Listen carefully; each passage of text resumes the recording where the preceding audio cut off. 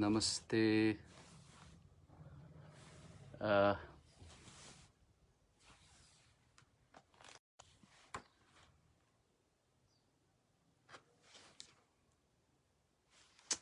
नमस्ते।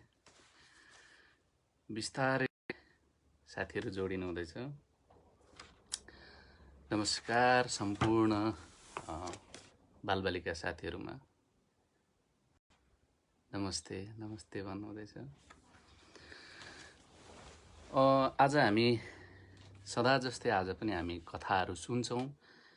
म तपाईहरूलाई कथा भन्छु, पढेर भन्छु है। तपाईहरू हामीसँगै बसेर सुन्छौँ। नमस्कार नमस्कार सबैजनामा।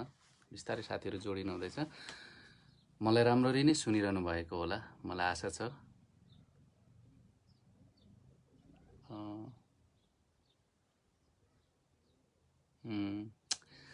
नमस्ते, हेलो सबैजनालाई नमस्ते भन्न चाहन्छु फेरि पनि। र म कथा सुरु गर्नुभन्दा अगाडि म तपाईहरूलाई मेरो एउटा सानो परिचय दिन्छु।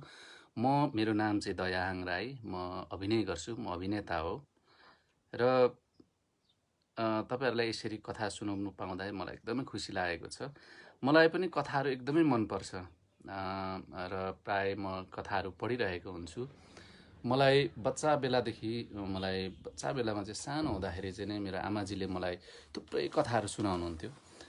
जस्तो कि अहिले जस्तो किताब अथवा अरू माध्यमबाट भन्दा पनि मेरो आमाजीले चाहिँ मलाई थुप्रै लोककथाहरू, दन्त्यकथाहरू, आफूले सुनेको कथाहरू मलाई सुनाउनुहुन्थ्यो। मलाई खुब मजा लाग्थ्यो। त्यहीदेखि नै मलाई कथा अथवा त्यसका चरित्रमाथि चाहिँ खुबै लोभ लाग्दै गएको हो। र म आफूलाई पनि बेला बेलामा थुप्रै कथाहरू म पढ्ने गर्छु र मलाई पढ्न एकदमै मजा लाग्छ कथाहरू। अनि तपाईहरूलाई यसै सिलसिलामा फेरि म पनि कथा सुनाउन लागिरहेको छु। हामी बसेर सुनौँ, इन्जोय गरौँ, हेरौँ कस्तो हुन्छ। हामी एकैछिनमा कथा अब सुरु गर्छौँ। बिस्तारै साथीहरू जोडिनु हुँदैछ।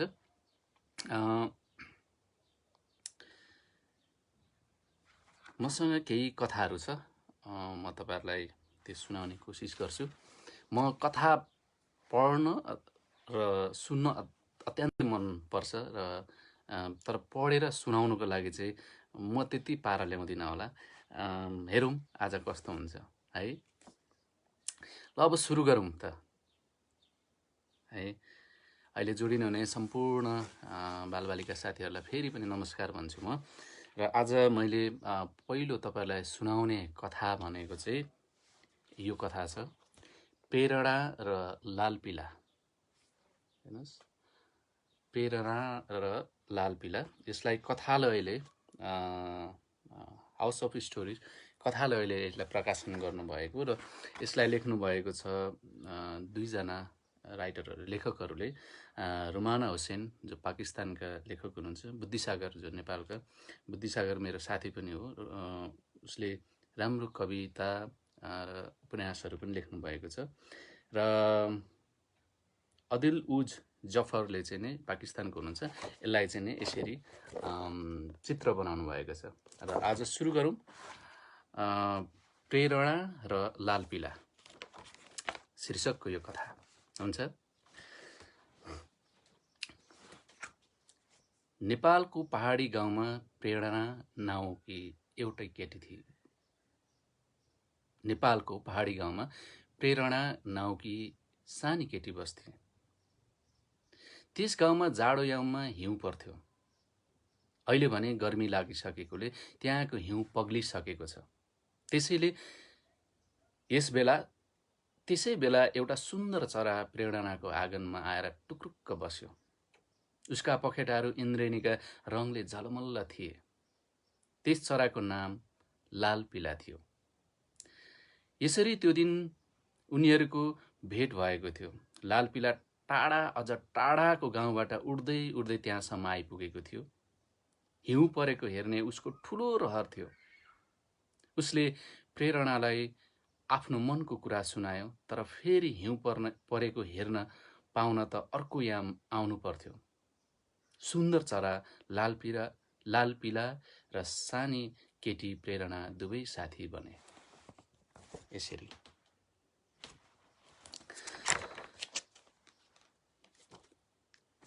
लाल पीलाको कुरा सुनेपछि प्रेरणाको मनमा पनि फराकिलो मरुभूमिको लाल पीलाको गाउँ हेर्ने रहर जाग्यो।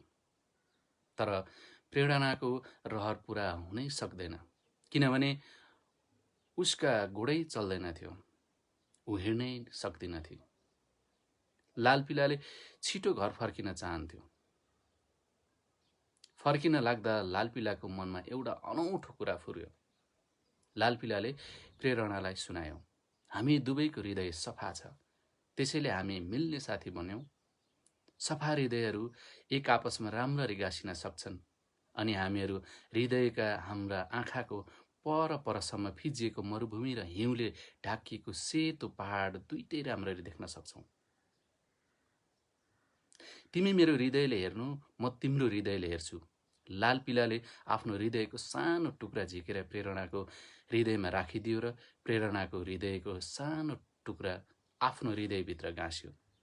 अनि आफ्ना पखेटा फैलाउँदै ऊ टाढा टाढाको आफ्नो गाउँतिर फर्क्यो।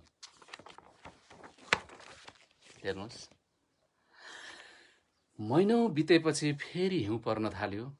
प्रेरणाले लाल पीलालाई सम्झँदै लाल पीलाले नै हेरेको जस्तो गरी हिउँ हेरिन् र लाल पीलाकै हातले छोएको जस्तो गरी हिउँलाई छोई।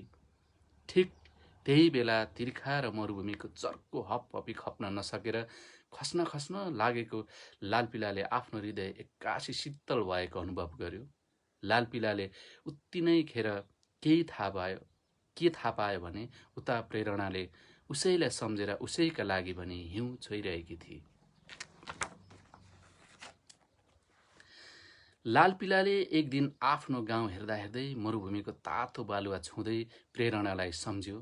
प्रेरणा त्यस बेला जाडोले थुरथुर कामिरहेकी थिए।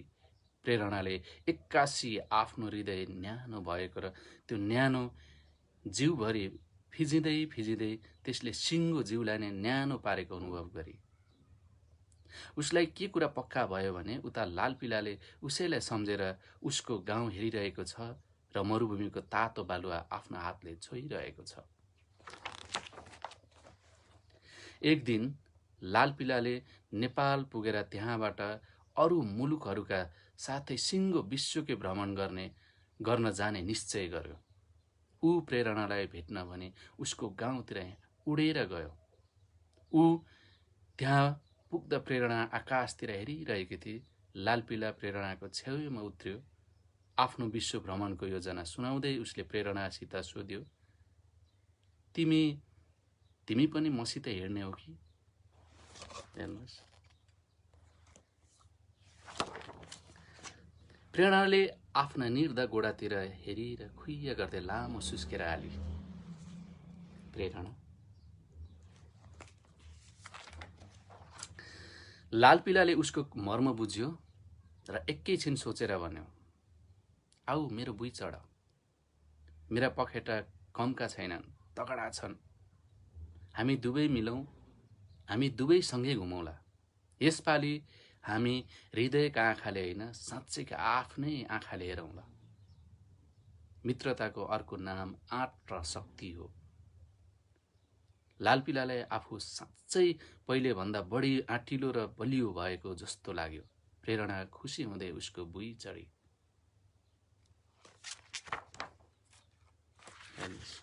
बुई चढेछ। प्रेरणालाई बोकेर उडेको लाल पीला प्रेरणाको पहाडी गाउँबाट उपत्यकातिर झर्यो।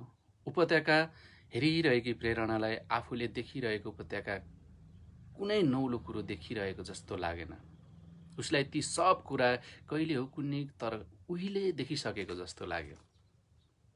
हो त नि, तिमीले यो गाउँ मेरो हृदयको आँखाको माध्यमबाट उहिले देखिसकेकी थियौ। लाल पीलाले मुसुक्क हाँस्दै भन्यो र प्रेरणालाई बिस्तारै जमिनमा ओह्रालिदियो। अनि यात्रामा हिँडिहाल्नुभन्दा अघि उनीहरूले केही समय त्यहाँ आराम गरे।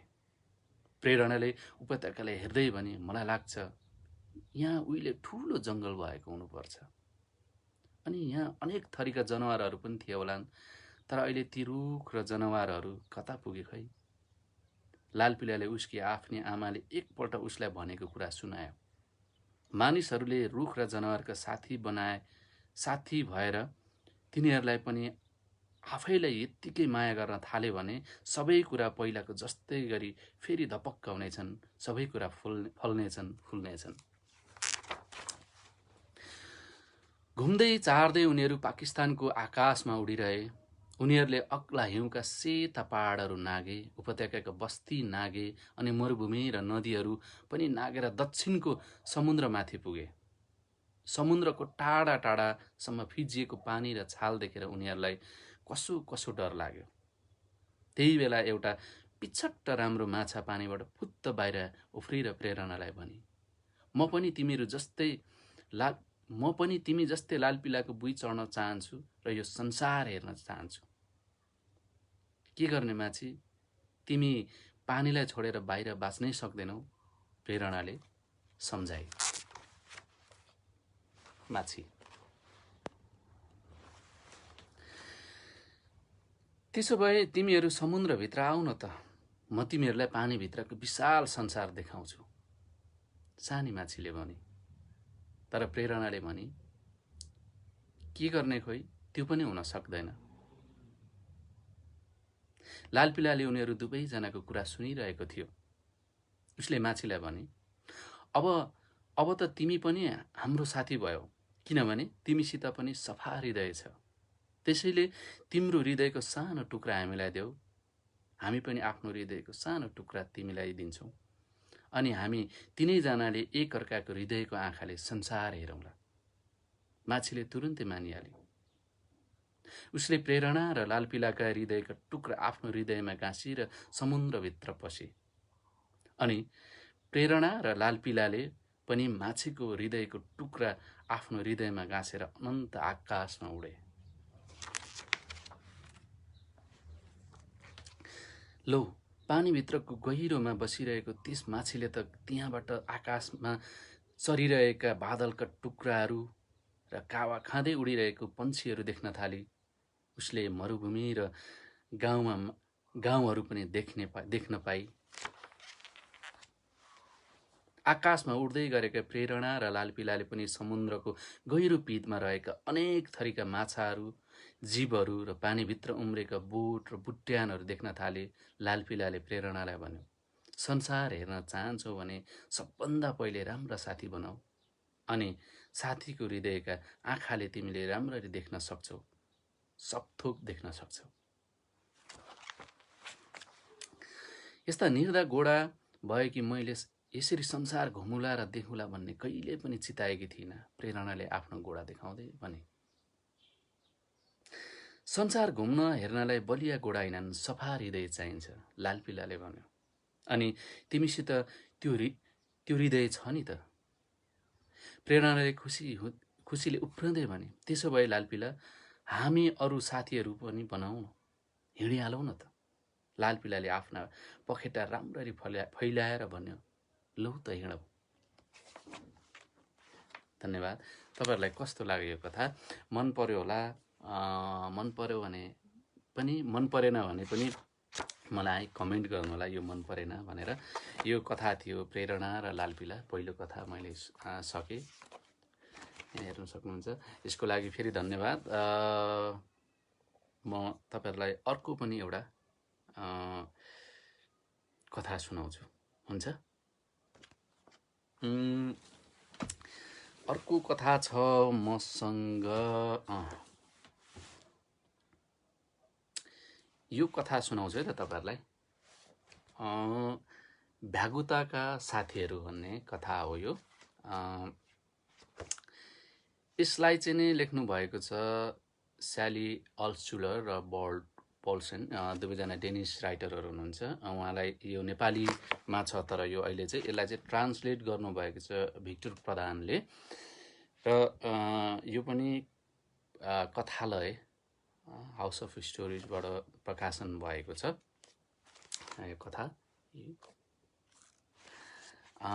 यो पनि साथीहरूको कथा नै छ, अघि पनि साथीको कथा, यो पनि साथीको कथा। भ्यागुताका साथीहरू भनिएको छ। सुरु गरौँ त? हुन्छ। हस्, धन्यवाद। तपाईँहरूले मन पर्यो भनिरहनु भएको छ। त्यसैले म दोस्रो कथा पनि पढ्ने अनुमति चाहन्छु, ढिला नगरी। ल पढौँ है त। भ्यागुताका साथीहरू।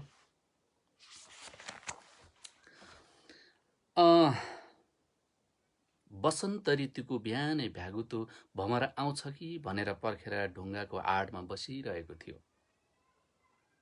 उसले छुचुन्द्रो आहार खोज्दै यताउति हिँडिरहेको चाल पायो।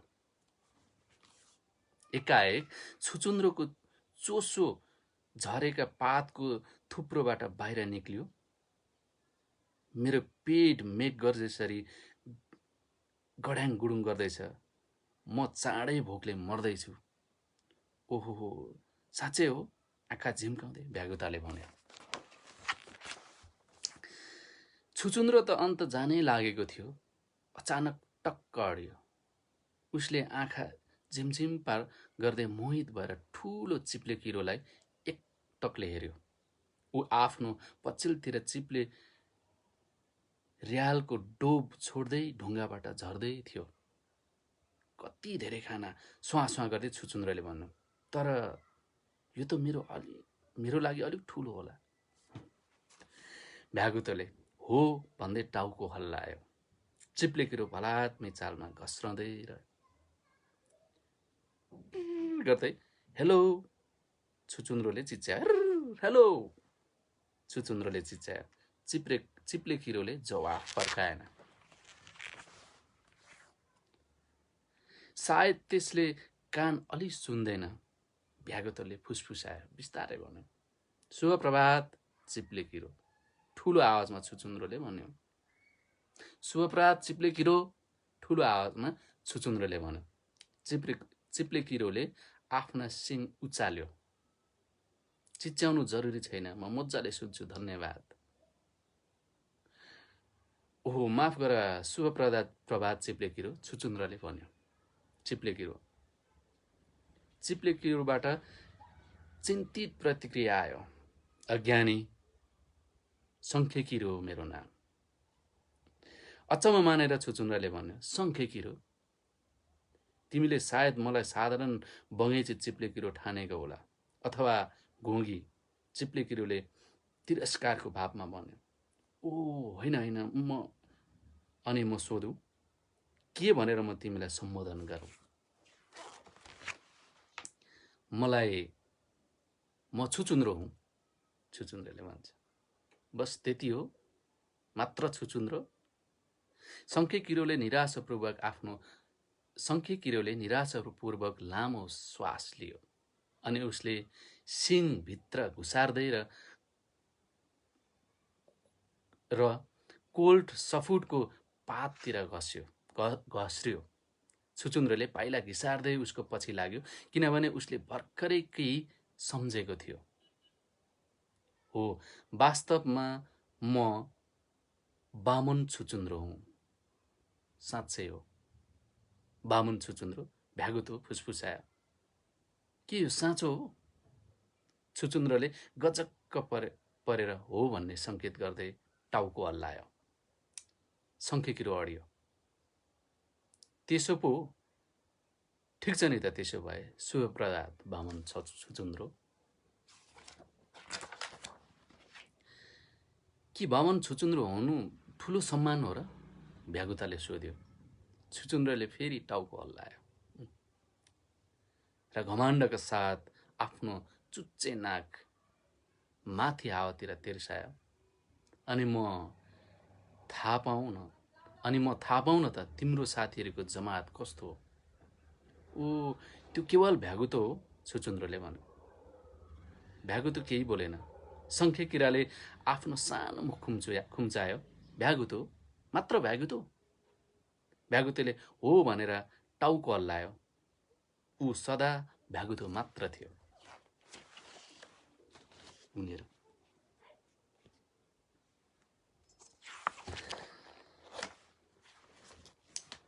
छुचुन्द्रोलाई आफ्नो पछिल्तिर पछ्याउन लगाएर सङ्ख्येकिरो ठुलो पातमुनि घुस्रियो। भ्यागुतो त्यहाँ एक्लो भयो। अबदेखि हामी साथी हुन सक्दैनौँ त? तर छुचुन्द्रो शङ्खेकिरोको सम्बोधन पाउन आतुर थियो। तिनीहरूले आफूलाई छोडेर गएपछि भ्यागुतोले खिन्न भएर तिनीहरूलाई हेऱ्यो अनि दहतिर लाग्यो। छेपारो बिहानको घाममा उङ्दै ढुङ्गामाथि बसिरहेको थियो। हेर्नुहोस्,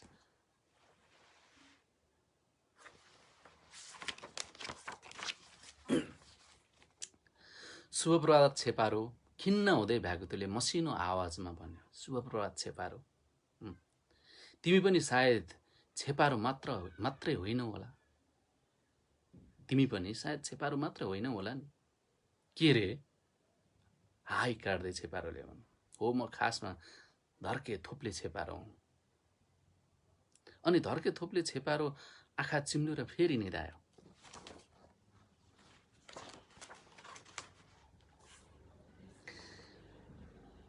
भ्यागुतोको मन झन गरौँ भयो। ऊ लामा घाँसमा थकित पाइला चाल्दै गयो। उसले पुतली पनि देखेन। पुतली आफ्नो ठिक अघिल्तिरको असर्पी फुलमा बसेपछि मात्र देख्यो। उसले त आफू बिल्कुल भोको छु भन्ने कुरा नै बिर्सिएको थियो। पुतली त सिर्फ पुतली मात्रै हो नि पक्कै, उसले आफैलाई भन्यो। तर पुतलीले सुन्यो र बिजुलीको झड्का लागे झैँ गरी उड्यो। यहाँ हेर्नुहोस्, घिनलाग्दो भ्यागुतो, तिमी मेरो नजिक नबस, पुतली चिच्याई। म खाली पुतली मात्र होइन, तिमीलाई जान्नु नै छ भने म मजुरबुट्टे पुतली हुँ, थाहा पायो? मजुरबुट्टे पुतली, रुन्चे स्वरले भ्यागुतोले भन्यो, जुन साँच्चै दया लाग्दो सुनिन्थ्यो। ऊ आफ्नो छाया निहाल्दै किनारमा बस्यो। भ्यागुतो मात्र भ्यागुतो। अस्पष्ट आवाजमा ऊ गुनगुनायो। त्यही बेला चम्किलो ऐना टुट्यो। तिमी को? म न्युट हुँ। न्युट? केवल न्युट? वास्तवमा म ठुलो कल्कीदार न्युट हुँ। तिमीले मेरो बारेमा पक्का जान्न चाहेको हो भने। म त खाली भ्यागुतो हुँ, कुनै विशेषता होइन, कुनै विशेष होइन। भ्यागुतो? ए, तिम्रो मतलब सामान्य भ्यागुतो? न्युटले भन्यो। भ्यागुतोको मुहार उज्यालो भयो र मुस्कुरायो। सामान्य भ्यागुतो। उसले यो शब्द मुखमा गुनगुनाइरह्यो। सामान्य भ्यागुतो। म के सामान्य भ्यागुतो हुँ?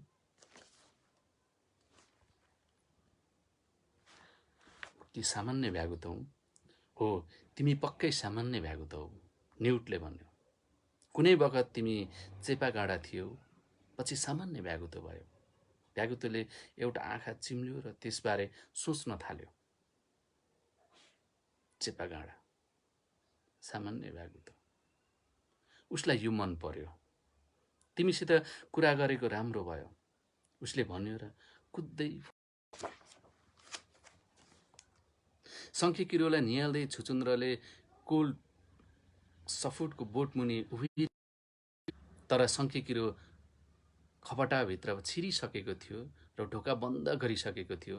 म त केवल भ्यागुतो मात्र होइन, भ्यागुतो करायो। म सामान्य भ्यागुतो हुँ र म कुनै बखत चेपागाँडा थिएँ। तिमीले पनि थाहा पाइराख, सामान्य भ्यागुतो। अनि तिमी कुनै बखत चेपागाँडा रे। म त जहिले पनि छुचुन्द्रोको छुचुन्द्रै रहेछु। म त बामन छुचुन्द्रो। त्यसकारण जे भए पनि हामी अझै साथी हुन सक्छौँ। यो भाग्यको खेल हो, छुचुन्द्रोले भन्यो।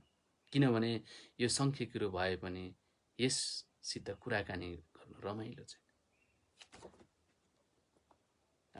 यो भाग्यको खेल हो, छुचुन्द्रोले भन्यो। किनभने यो शङ्खेकिरो भए पनि यससित कुराकानी गर्नु रमाइलो छैन। हस्, यो मैले सकेँ। कस्तो लाग्यो आजको मेरो कथा? तपाईँले कतिपयले राम्रो छ भनिरहनु भएको छ। यसरी नै हामी कथा तपाईँहरूलाई सुनाउँदै जानेछौँ। भोलिको दिनमा पनि 3 बजेको लागि आउँदै हुनुहुन्छ नयाँ नयाँ साथीहरू। सबै साथीहरूले कथा सुनाउनु हुँदैछ, सँगै रहँदै गर्नुहोला। र कतिपय तपाईँलाई मन परेको कथाहरू पनि सुनिरहनु भएको होला, कतिपय नयाँ कथाहरू सुन्नुभएको होला। र मेरो पनि कथा मलाई मन परेको केही कथाहरू 2टा कथा सुनाएँ तपाईँहरूलाई। कस्तो लाग्यो मलाई प्रतिक्रिया दिनुहोला। आजलाई हामी छुटौँ यति भन्छु। यति नै मैले कथा सुनाएँ, तपाईँलाई जाने कि जानिनँ। मलाई आजलाई बिदा दिनुहोस्। फेरि पछि पनि कुनै दिन भेटौँला। धन्यवाद। नमस्ते।